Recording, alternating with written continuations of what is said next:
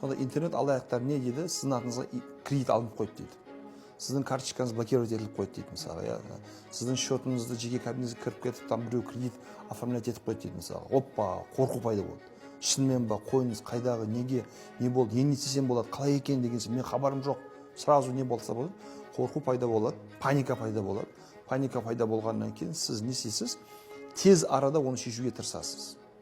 Яғни қорқу оянған кезде оны басудың жолы рефлекспен әрекет ету. Рефлекс. Ол жерде ойлану, есептеу, ондай мүмкіндік болмайды.